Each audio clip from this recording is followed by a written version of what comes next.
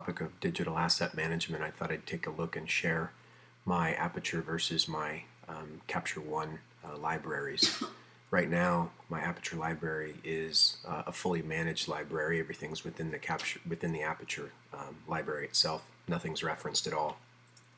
I have a total of about 40,000 pictures in here, maybe half of which are raw files. So here's how I have my structure organized. My Aperture library, if I go down to 2014, I have a folder for all of my years. If I click on the down tab for 2014, I have things broken apart: birthdays, camping, concerts. This is all my personal stuff. I have my business down at the bottom. And if I were to click on vacations, for example, I have 2,600 pictures under vacations. A lot of these have already been sifted through.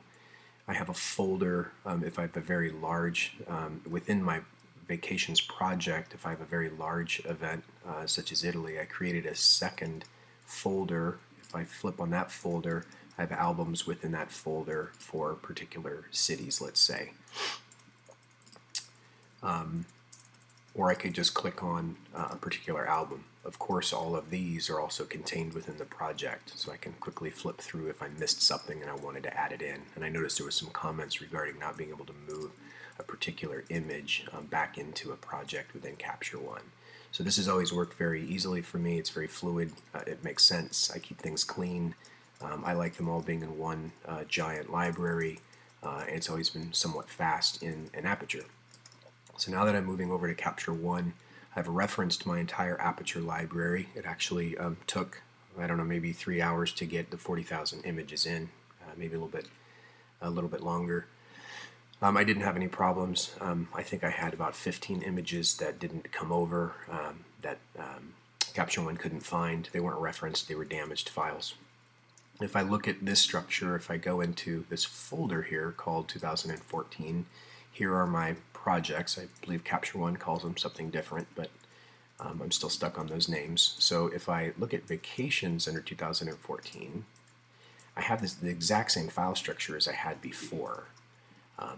What I've noticed, though, is that if I were to click on vacations right here, this project within this folder, I actually do have all of my images that are within this folder. Within this project. So all of the vacation pictures are actually in this project, if you will. I'm afraid I'm using the wrong terminology. If I click on Italy, though, which is a folder within this project, if you will, there's no images.